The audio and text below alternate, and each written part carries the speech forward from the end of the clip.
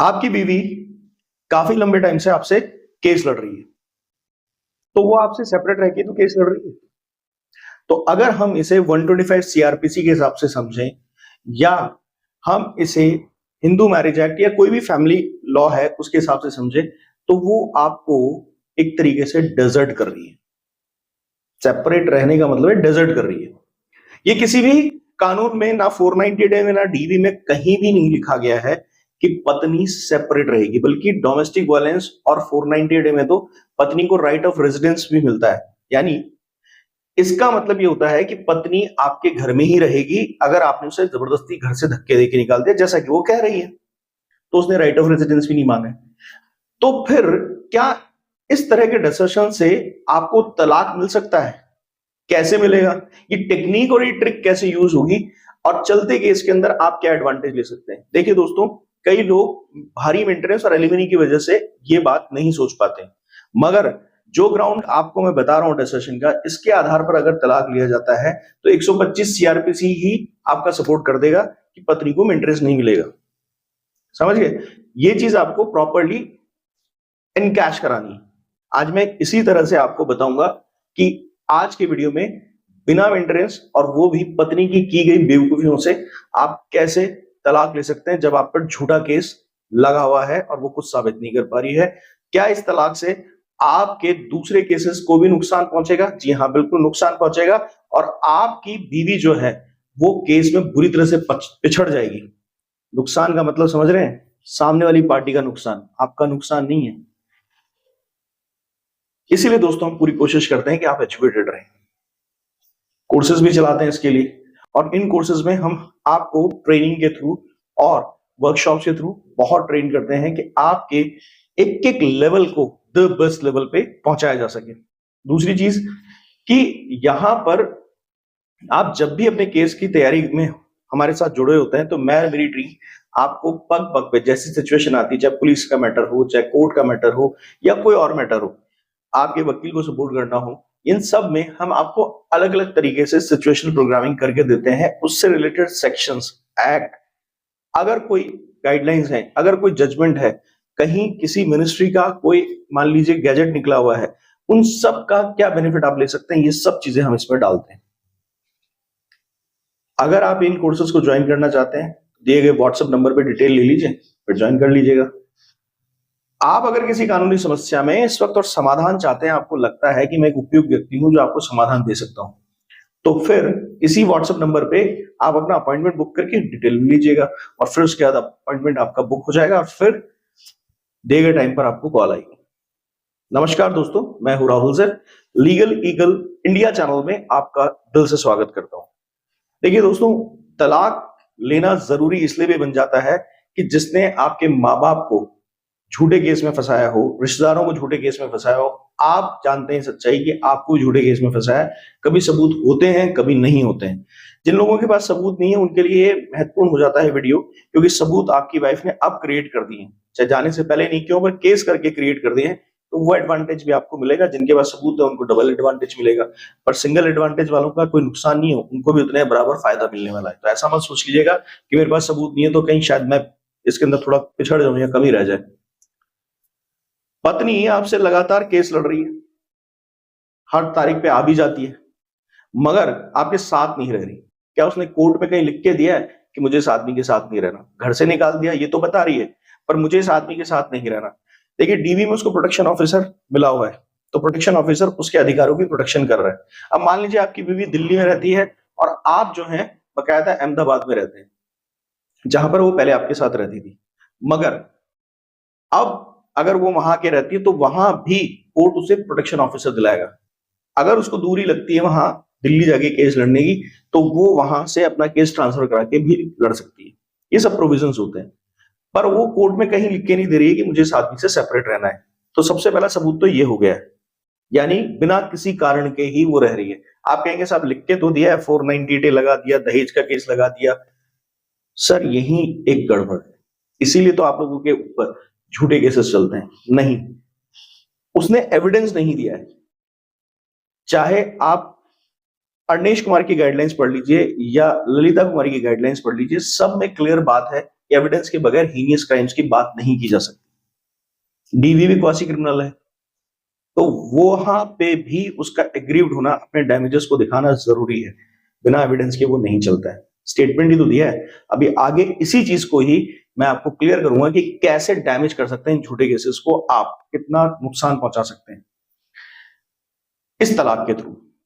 फिर आपको मान लीजिए केस लगाने में पत्नी ने 6-8 महीने वैसे लगा दिए, अगर 2 साल से अलग रह रही है तब तो आपके पास सीधा ग्राउंड बन गया। पर अब वो 2 साल कैसे साबित करने जब आपकी पत्नी ने 1 महीने से 6 महीने के अंदर ही जाते ही आपसे सेपरेट होते केस लगा दिया।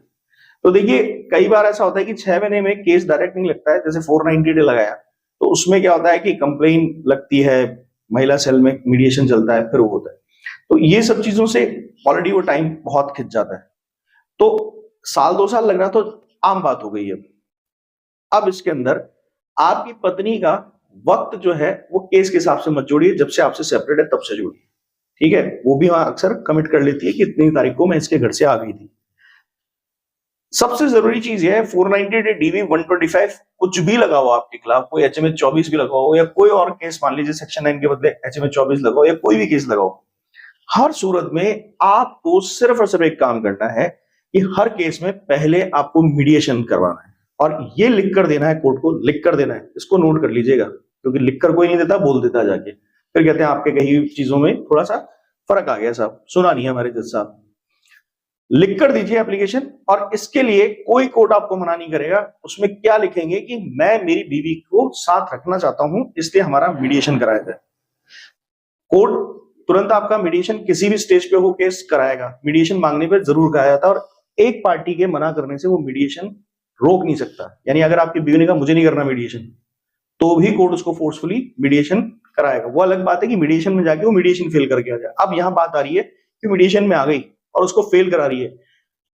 अक्सर यहां पर मीडिएटर बहुत बार गड़बड़ कर देते हैं, चालाकी समझ लीजिए, कि पति को और पत्नी को दोनों के लिए कहते हैं दोनों में ही सुलह नहीं हो पाई और कोई समझौते की गुंजाइश नहीं है, तो ये चीज मत कीजिए।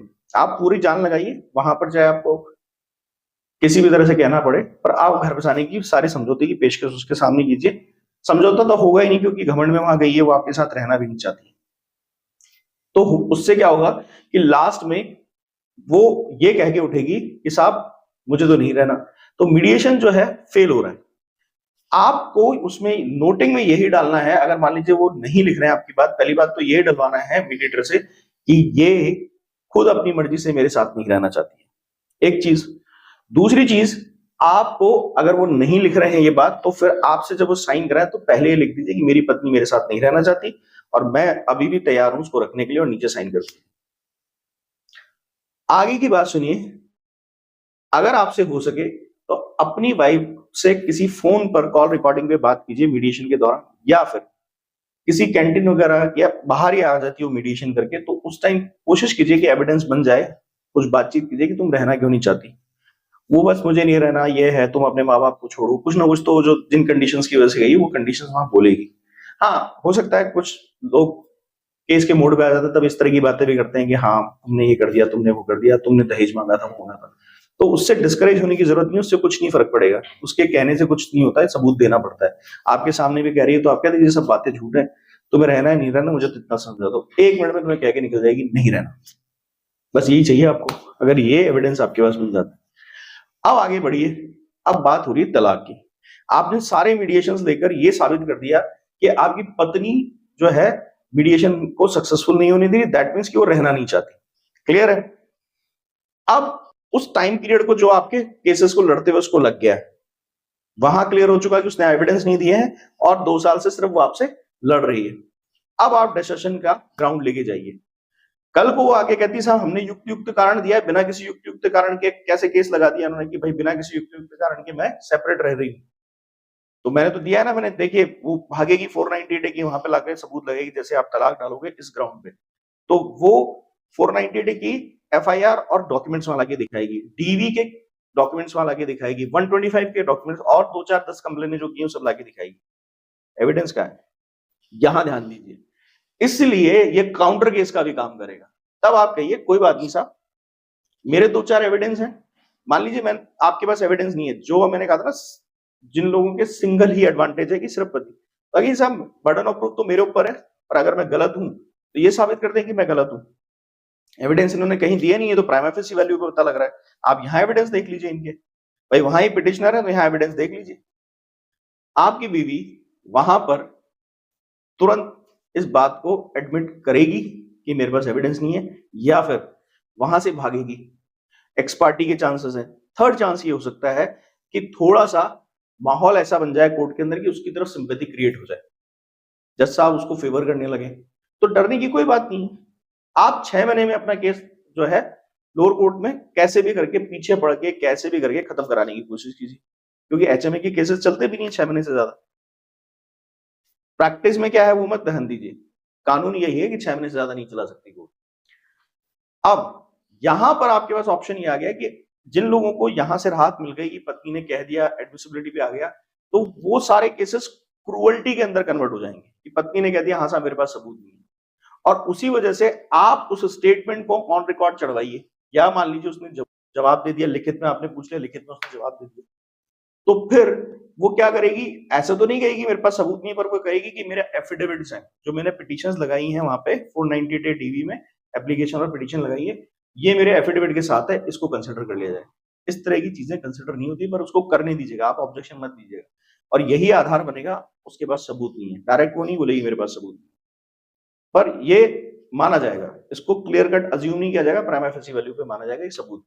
दूसरी कंडीशन ये आ जाती है जो तीसरी बात से भी जुड़ी हुई है कि आपकी पत्नी वहां पर भाग छूटती है। अगर भाग छूटती है तो आपके पास एक्स पार्टी का ऑप्शन हो गया, डिग्री मिल जाएगी। एक बार आना बंद कर देती है कोर्ट के अंदर या आएगी ही नहीं पहले दिन से, तो आप तुरंत दूसरी तीसरी डेट पर एक्स पार्टी की एप्लीकेशन लगाना शुरू कीजिए और पीछे पड़ के कोर्ट से एक्स पार्टी करवा लीजिए।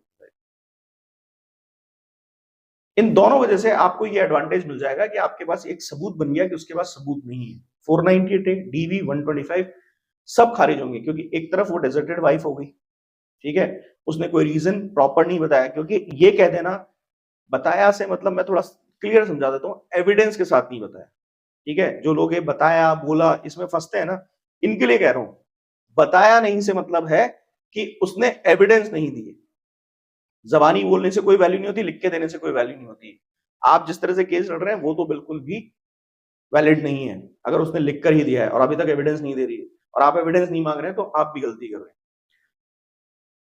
तलाक आपका तय है, 6 महीने की जोर आजमाइश के बाद तलाक निकल सकता है। अगर ऐसी सिचुएशन आ जाती है तो फिर सुप्रीम कोर्ट का 142 जो आर्टिकल है उसके हिसाब से भी सिचुएशन सही है, क्योंकि आपने मीडिएशन लिए 3 और उन मीडिएशन से ये चीज डिस्करेज हुई है कि वो रहना नहीं चाहती, क्योंकि मीडिएशन फेल कराने की कमेंट्री आपने उसमें लिख रखी है। मीडिएशन आपकी वाइफ ने फेल कराया, गलती उसकी है, आपने एक एविडेंस भी बना लिया है। ये सब लेके सुप्रीम कोर्ट जाके खड़े हो जाइए, वन साइडेड डाइवोर्स मिलेगा। एल्यूमिनियम इंटरेस्ट तो भूल जाइए, चाहे नीचे से मिले चाहे ऊपर से मिले आपको तलाक, एल्यूमिनियम इंटरेस्ट नहीं ले सकती। और एकदम सिंपल तरीके से बता दिया मैंने आपको, इसमें कुछ है ही नहीं कि आपके चलते केस से इससे कोई प्रभाव पड़ जाएगा कि वो कुछ ज्यादा एडवांटेज ले लेगी।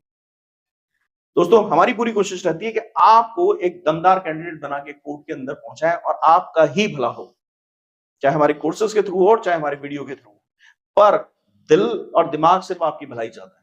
वीडियो अच्छा लगा लाइक करो, शेयर करो, सब्सक्राइब करो, कमेंट सेक्शन में बताओ तलाक लेने की तैयारी कब कर रहे हो। Thank you.